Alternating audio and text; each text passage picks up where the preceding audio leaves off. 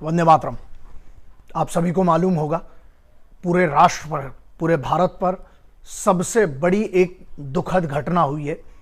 जैसा कि आपको पता होगा कि हमारे जो CDS chief of defence staff, जो भारत के प्रथम चीफ ऑफ डिफेंस स्टाफ जो थे, जनरल बिपिन रावत सर, वो नहीं रहे अब हमारे बीच में, और उनकी श्रीमती जी मैम, उसके अलावा जो पूरे साथी जो V5 में थे, उनका निधन हो गया। बहुत बड़ी दुर्घटना है। मैं हड़बड़ी में ना, जो लोग बिल्कुल दो बातें करना है। नंबर एक बात यह है कि किस प्रकार की बोलने की, अभिव्यक्ति की आजादी का कोई लेवल है हमारे देश में कि नहीं है। वो व्यक्ति जो आर्मी, नेवी, एयरफोर्स तीनों के चीफ्स के ऊपर और ट्राई फोर्सेस जो भारत की हैं उसके ऊपर के पद पर, जो प्रथम इतना बड़ा पद यार, जो जिस व्यक्ति ने हमेशा अपनी बेबाकी से अपना जिंदगी जी, वो व्यक्ति जो इतनी ज्यादा नॉलेज रखते थे, उस व्यक्ति के बारे में कुछ लोग इंटरनेट पे, जो पिछले जब से यह हादसा हुआ है, आपने क्या क्या लिख रहे हैं लोग। तो दो बातें, पहला कि क्या अभिव्यक्ति की आजादी की छूट इतनी मिलना चाहिए कि राष्ट्र को, इतनी बड़े बलिदान को, इतने बड़े व्यक्ति के लिए आप कुछ भी कह सकते हो और पूरा देश बर्बाद करें। अंदर इंटरनेट का मतलब कुछ भी आप कहेंगे क्या। दूसरा, कुछ वेटरन्स हैं, कुछ एक दो, पता नहीं, मैं अब वो नकली है मुझे लग रहा है, असली तो ये वेटरन्स को भी सावधान इसलिए रहना है क्योंकि इस टाइप के जो वेटरन, जो अपने आप को वेटरन बता के और जो एक चीफ ऑफ डिफेंस स्टाफ के बारे में बुरा बुरा लिख रहे कि ऐसा, मतलब क्या, मैं बोल भी नहीं सकता हूं, इतना बुरा लिखा गया और आप उनका समर्थन करते हैं, तो देख लीजिए फिर आपकी क्या सम्मान रह जाएगा। तो यहां पर ये पहली बात तो मुझे लगा कि कोई गलत ही प्रोफाइल होगी उस पर। दूसरा, आधे लोगों ने जैसे ही एक्सीडेंट हुआ डिक्लेयर भी कर दिया कि साजिश थी, ये थी, वो थी। कौन हो भी तुम लोग बे? मतलब मिलिट्री इंटेलिजेंस जो है, आर्मी की, नेवी की, एयरफोर्स की, तीन इंटेलिजेंस, जिस व्यक्ति के पूरे कॉन्वॉयज, हर चीज पे अगर षड्यंत्र है तो वो तो कोर्ट ऑफ इंक्वायरी समझते हो, वो होगा। ब्लैक बॉक्स की बहुत सारी चीजें रिवील होंगी, उसमें जो होगा तो एक पूरी प्रोसेस है ना। तुमने साला पता भी नहीं चला कि क्या हुआ, इंसिडेंट की कोई डिटेल नहीं है, डिक्लेयर भी कर दिया। आधे हरामखोरों ने साजिश ही घोषित कर दिया इसको। कैसे पता तुम्हें? अरे जो है उसकी एक इंक्वायरी होती है, उसकी चीजें होंगी ना यार। हाँ, बहुत बड़ा हादसा है, बहुत बड़ा हादसा है और अनएक्सपेक्टेड था, लेकिन क्या जिनने इस देश के लिए सर्वोच्च अपना बलिदान दे दिया, निछावर कर दी, अच्छा वो भी अपने घर में आराम से बैठ सकते थे ना। उनको कहां इतना मूवमेंट में जाने की जरूरत थी। 20 मिनट के दौरान अगर ये बहुत बड़ा हादसा हुआ है तो वो भी तो घर में बैठ सकते थे ना। जितने इतने बड़े पद का व्यक्ति, वो व्यक्ति अगर ट्रैवल करे तो कोई रीजन था? क्या बात करें यार। मुझे उनकी जीवनी पे नहीं जाना है क्योंकि वो पूरा आपको भी पता चला है। जिसको नहीं पता उसको फिर बताने की कोई जरूरत भी नहीं है कि कौन थे बिपिन रावत साहब, कौन थे।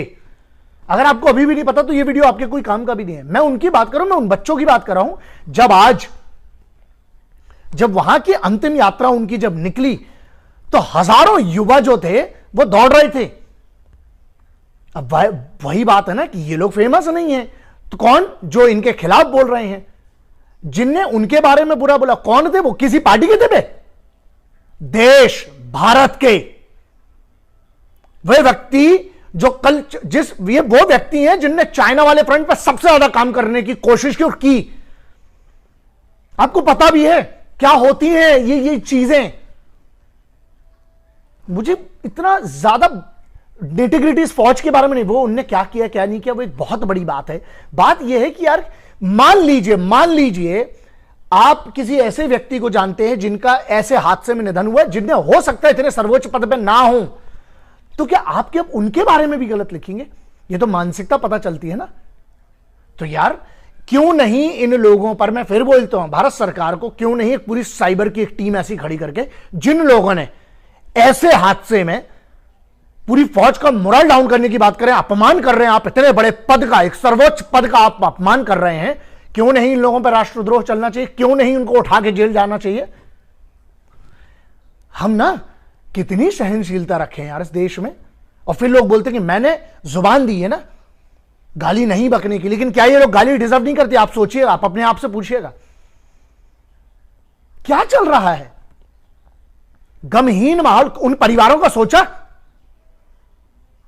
नहीं, लेकिन आपको क्या करना है? क्योंकि तुम्हें तो आजादी हराम में मिल गई है ना, तुम्हें फ्री में मिली है। तुम्हारे लिए जो वहां पर armed forces, army, navy, air force या पैरामिलिट्री फोर्सेज, जो ये पुलिस के जो सिपाही, ये जो इतनी मेहनत करते हैं, जो दिन रात लगे रहते हैं, उनकी तुम्हें तो वैल्यू है नहीं, क्योंकि तुम्हें तो आराम से तुम्हारे घर में सब मिल रहा है ना। और तुम्हें उस आजादी की कीमत कभी पता नहीं चलेगी जो आजादी के लिए ना ये तिरंगा फहराता जो है ना, उसमें बलिदान गया है लाखों का, आज से नहीं, हजारों सालों से। यार कम से कम किसी को सम्मान नहीं दे सकते तो उसका अपमान तो मत करो उसके बलिदान का। और क्यों नहीं इन पे कार्रवाई होना चाहिए? इनको क्यों नहीं गाली पड़ना चाहिए ऐसे लोगों को जो इतने बड़े पद, इतने बड़े अधिकारी, इतने बड़े व्यक्ति, इतना बड़ा व्यक्तित्व जो था उनका। हाँ, हो सकता है आपका उनसे कई होंगे ऐसे जिनको उनसे मतभेद हो। अरे मतभेद अलग चीज होती है यार, वो तो डेमोक्रेसी है, मतभेद बनता है, उसी से चीजें सुधरती हैं, वो बात अलग है। लेकिन क्या आप इनका इस स्तर पे आप उनका अपमान करेंगे? जो ये हादसा हुआ है, कुछ भी लिखा जा रहा है इंटरनेट पे, तो क्यों नहीं लगाम आर्टिकल 19 पे? रिस्ट्रिक्शंस क्यों नहीं है? बर्बाद कर देंगे अगर आर्टिकल 19 ऐसे ही चलता रहा, छूट ना, तो बर्बाद कर देंगे कमीने लोग देश को। और फिर लोग मुझसे बोलते यार मैं कोई फौजी नहीं हूं, मैंने कोई आर्म्ड फोर्सेस ज्वाइन नहीं की, लेकिन मैं जो जिस स्तर पे जुड़ा हुआ हूं वो तुम लोगों को बताने की जरूरत भी नहीं है, और मैं क्या कर रहा हूं वो जिनको पता होना चाहिए उनको पता है। मुद्दा यह है, मान लीजिए आप फौजी नहीं है, मान लीजिए आपके घर में कोई फौज में नहीं है, मान लीजिए कोई army, navy, air force, paramilitary forces, police का आपके अंदर व्यक्ति नहीं है, तो क्या आपका सम्मान, आपको सर्विसेज तो मिल रही है ना? किस टाइप के लोग हो यार? पानी पूरी वाले के बाद एक सूखी पुल की पानी पूरी खाता है आदमी, एक रेस्टोरेंट में जाता है, सौंफ और वो लेता है बाद में और धन्यवाद करके आता है। किस चीज के लिए? उनने तुम्हें सर्विसेज दी है। जो व्यक्ति आपके घर पे आता है सर्विस दे दो, उसको भी हम लोग जनरली धन्यवाद देते हैं इंसान के तौर पर। जिन लोगों ने अपनी जान दे दी इस देश के लिए, अरे कम से कम उनका धन्यवाद नहीं करना चाहते हो? तुम लोग निकम्मे गद्दार हो तो मत करो, लेकिन अगर धन्यवाद नहीं कर सकते तो उनका अपमान तो मत करो उनकी शहादतों का। कि क्या चल रहा है सोचिएगा जरूर। कौन है लोग?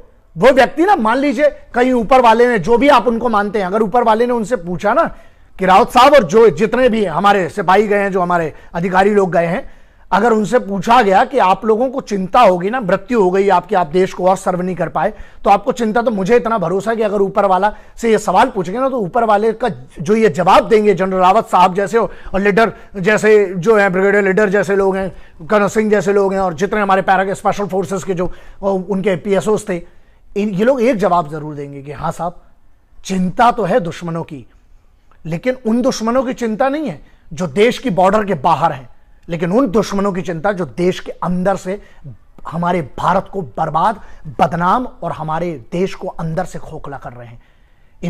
उनके बाद भी ना उनकी आत्माएं यही कहेंगी। लेकिन फिर भी आप सोचिए कि इस पूरे इंसिडेंट में, इस इतने बड़े हादसे में आप किस फड़ में खड़े हैं? आप इनको अगर सम्मान नहीं भी दे सकते तो यार अपमान करना, ये कहां से चल क्या रहा है? और मैं जिस, आप समझ गए होंगे मैं क्या बोलना चाहता हूं, लेकिन मैं बोल नहीं पा रहा हूं क्योंकि मैं अपनी भाषा से, मैंने जुबान दी है, मैं अपनी वाणी की मर्यादा रख रहा हूं, मैं अपनी बात को बहुत मर्यादा के साथ रखना चाह रहा हूं। लेकिन ये अभी आप लोगों के ऊपर है, ये आप लोग निर्धारित करें कि जो लोग इस प्रकार की भाषा का उपयोग करते हैं ऐसे लोगों के लिए आपको उनके साथ क्या करना चाहिए। जय हिंद, वंदे मातरम, इंकलाब जिंदाबाद, भारत माता की जय। और मेरा प्रणाम है ऐसे हर व्यक्ति को जिसने इस भारत माता के लिए अपने लहू का बलिदान दिया, जिसने वर्दी पहनी और जिसने इस भारत माता का सम्मान किया। और मान लीजिए मैं हर उस इंसान का प्रणाम करता हूं जिसने मान लीजिए कोई फोर्स ज्वाइन नहीं की, लेकिन उसके बाद भी कम से कम वतन से गद्दारी नहीं की। जय हिंद, वंदे मातरम, इंकलाब जिंदाबाद, भारत माता की जय।